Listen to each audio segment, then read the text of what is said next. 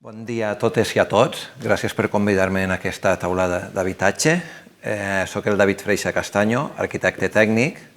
Porto vora 6 anys treballant al Servei Territorial de Lleida de l'Agència d'Habitatge de Catalunya i els últims 7 mesos estic realitzant les tasques de cap de servei d'habitatge. L'objectiu d'aquesta sessió és explicar-vos breument els diferents serveis dels municipis. Aquests serveis dels municipis els he volgut enfocar amb el nostre dia a dia de treball amb les diferents seccions que formen el Servei Territorial de Lleida, descomposades en 3 nivells, amb la secció de qualitat de l'edificació, amb la secció d'habitatge i informació i amb la secció d'actuacions socials. De la secció de qualitat de l'edificació, el primer que us voldria parlar són de les convocatòries que tenim de rehabilitació.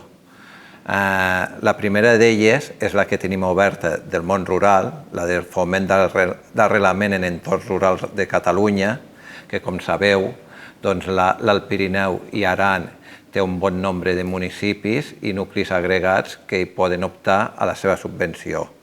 Aquesta convocatòria està oberta per presentar les sol·licituds fins al 28 del juny del 2024. És bàsicament que prèviament han de tenir l'ús residencial i és una subvenció de 20.000 euros per a ús propi i de 40.000 per a ús de lloguer, o bé el 50% del pressupost, depenent del topall, o serà una cosa o serà l'altra. En aquesta subvenció les actuacions que entren són els honoraris tècnics, les actuacions d'eficiència energètica de l'envolupant i instal·lacions com pot ser la col·locació d'un SATE, la millora d'unes finestres, la millora d'un sistema de calefacció, la substitució d'una caldera. Quines altres actuacions són subvencionables? Les deficiències relatives a l'estat de conservació, tant sigui estructural, reforços, substitució i riscos de caiguda, com pot ser l'arranjament d'un sostre desnivellat, l'arranjament d'un cantell d'un balcó, l'arranjament d'una coberta, etc. Altres conceptes que són subvencionables són els d'accessibilitat en un habitatge unifamiliar i totes les actuacions que van destinades per al compliment de l'annex 4 del decret 141/2012, que fa referència a la rehabilitació i al compliment de les condicions mínimes d'habitabilitat. Què més dir-vos de la convocatòria del món rural? Que a dia d'avui tenim oberts i han entrat uns 20 expedients i d'aquestos 6 o 7 són de la vegueria de l'Alt Pirineu i Aran.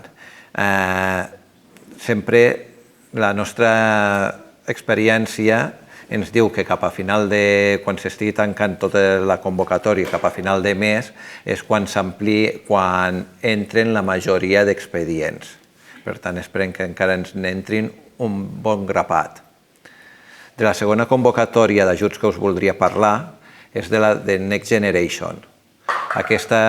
Aquesta convocatòria d'ajuts està oberta fins al 30 de juny, però s'està treballant per una pròrroga fins al 31 de desembre. Com molts sabeu, al Next Generation tenim oberts 3 programes, el programa 3, el programa 4 i el programa 5, i us faré una breu explicació de cada programa. El programa 3, el que ha de complir qualsevol edifici que es vulgui acollir en aquesta subvenció és el doble requisit d'estalvi, tant de consum com de demanda. Ha de complir la reducció de consum, el que fa referència a la instal·lació, com a mínim d'un 30%, i de la demanda, que hauria de fer millores amb aïllaments o finestres, de com a mínim un 35%. La subvenció que està establerta va depenent del tant per cent que aconsegueixis de reducció de consum i demanda, de 6.300 euros a 18.800. El programa 4, que és molt més fàcil, en lloc del doble requisit de consum i demanda només cal complir un requisit, i és o bé el 30% de consum o bé el 7% de demanda o les taules del codi tècnic del document bàsic d'estalvi energètic número 1, que és bàsicament els que s'acullen, els que fan substitució de finestres a la majoria de municipis, tant de la vegueria de l'Alt Pirineu, de l'Alt Pirineu i Aran o altres demarcacions de la província de Catalunya. Aquí la subvenció és molt menor, són 3.000 euros o el 40% del pressupost, seria el topall mínim menor dels dos. I finalment, l'últim programa Next Generation que tenim obert és el programa 5, que són per edificis finalitzats anteriors al 2000 i és per la redacció del llibre de l'edifici o el projecte de rehabilitació, que són els usuaris que encara no tenen tan clar que volen apostar per la rehabilitació d'aquell edifici per l'estalvi energètic i prèviament fan un pas de fer el projecte i fer l'estudi per si en un temps prudencial continuen avançant i fan les obres de millora. Aquestes actuacions de Next Generation hi ha altres administracions, com pot ser l'ICAEN, que tenen obertes línies similars a les nostres, com poden ser el Pre-5000 o altres ajudes, com poden ser substitució de plaques solars que tenen oberts també aquest departament. L'altra subvenció que us voldria fer esment és la subvenció de gent gran. La subvenció de gent gran, que la traiem habitualment cada any, actualment està oberta fins al 28 de juny i es poden presentar tota persona major de 65 anys que sigui propietària o usufructuària o arrendatària de l'habitatge i els requisits que han de complir és no tenir cap altre habitatge a Catalunya, no superar ingressos i estar a compte de pagament dels tributs. Aquesta subvenció és bàsicament per obres menors, que el seu pressupost no pugi més de 8.000 euros i les obres que habitualment ens demanen són canvi de banyeres per dutxa, substitució de finestres per millora de confort tèrmic de l'usuari, canvi de cuina de gas butano a elèctrica per una major seguretat en cas d'incendi i en casos d'unifamiliars perquè l'usuari tingui millor accés a l'habitatge, la col·locació d'un salvaescales. Molt breument us voldria dir altres tasques que es fan des de la secció de qualitat de l'edificació, que molts de vosaltres ja la sabeu, i d'algunes se fan en col·laboració amb el Consell Comarcals, com pot ser la resolució de cèdules de primera i de segona ocupació. Les de primera ocupació se fan d'acord a l'annex 1 i annex 4 del decret 141/2012 i les de segona ocupació, si són anteriors al 1984, es fan d'acord a l'annex 2 del decret 141/2012 i les posteriors s'ha de mirar, depenent de l'antiguitat, el decret que li correspon. Les cèdules, tot ciutadà la demana o fa la sol·licitud, sobretot quan la necessita per una transmissió, una venda o un lloguer o per donar l'alta uns serveis, tot i que la cèdula té una vigència de 15 anys i el recomanable és que un cop hagi passat aquesta vigència es renovi. Altres actuacions que fem a la secció de qualitat és la resolució dels certificats d'aptituds, dels informes tècnics d'inspecció, d'acord al decret 67/2015. Aquest decret el que ens diu que tots els edificis tenen l'obligació de passar l'informe tècnic de l'edificació quan tinguin una antiguitat superior als 45 anys. I quin altre requisit demanem que se faci l'informe quan s'hagi de demanar una subvenció. Doncs quan s'hagi de demanar una subvenció de l'entorn rural o d'un programa 3 dels Next Generation, caldrà que prèviament facin l'informe tècnic d'inspecció.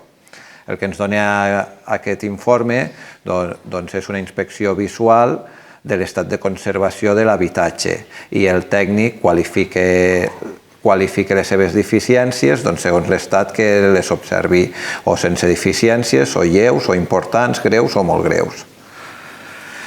Continuem avançant amb la segona secció que us voldria fer esment, que és la secció d'habitatge i informació, que aquesta aquesta secció bàsicament el que fa són qualificacions provisionals i qualificacions definitives d'habitatges de protecció oficials dels vostres municipis, els visats de compra-venda i autoritzacions de lloguer. El que us volia fer esment que aquí també tenim oberta una convocatòria fins a final de mes per la promoció d'habitatges de HPO i dir-vos també que cada any s'obre una convocatòria similar a la que tenim oberta a dia d'avui. La que tenim oberta a dia d'avui, remarcar-vos 3 trets bastant significatius. Doncs que el qui es vulgui acollir l'haurà de destinar 30 anys a lloguer d'habitatge de protecció oficial, que l'import de subvenció són 500 euros per metre quadrat de superfície útil d'habitatge construït i que és una convocatòria, com les del món rural i Next Generation, compatibles amb altres subvencions. I com a tercera secció que us voldria acabar de parlar avui, és la d'actuacions socials, que aquí molts la coneixeu i que molts també ens ajudeu a resoldre tots els expedients d'ajuts de lloguer, tant de gent gran, gent jove i de MITMA, que resolem i revisem els expedients conjuntament amb els consells comarcals i les oficines locals, en aquest cas del Alt Pirineu i Aran.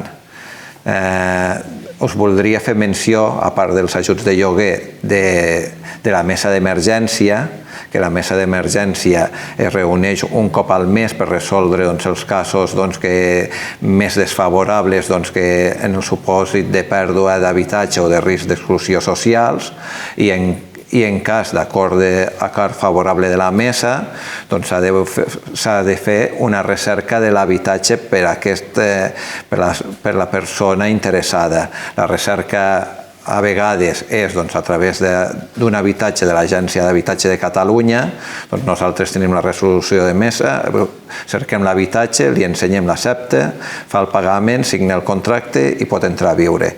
Què pot passar?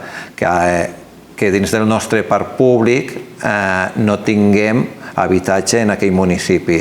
Llavors s'ha de mirar altres vies, o bé que en tingui l'Ajuntament i que l'Ajuntament pugui fer de lloguer social, o bé buscar altres programes perquè algun privat li pugui cedir amb un contracte l'habitatge. I aquestes figures estan recollides al Reallotgem, que es fa una captació d'habitatge a través de l'Ajuntament o iniciativa privada, o a través del Garantim, que també se busca habitatge a través d'una persona física o jurídica i que aquí se subvenciona fins al 60% del lloguer. Després hi ha una altra eina que és la PEU per lloguer, que qualsevol persona física que no trobi habitatge el pot buscar a través del parc privat i llavors nosaltres li subvencionarem el cost que no pugui fer front de pagar-lo. Finalment, també voldria fer esment al servei Ofideute, que el servei Ofideute és un servei que tenim a l'Agència d'Habitatge de Catalunya, en qual mediem amb el gran tenidor per aconseguir un lloguer social obligatori per a les persones vulnerables, que si no el coneixeu, que en feu difusió i que qualsevol cas que vegueu que pugui un gran tenidor desnonar alguna persona del vostre municipi, que es fiqui en contacte amb nosaltres, que l'assessorarem i mediarem per a veure si podem aconseguir un lloguer social obligatori. I aquests són els grans trets que us volia remarcar avui en aquesta taula d'habitatge. Moltes gràcies a tots.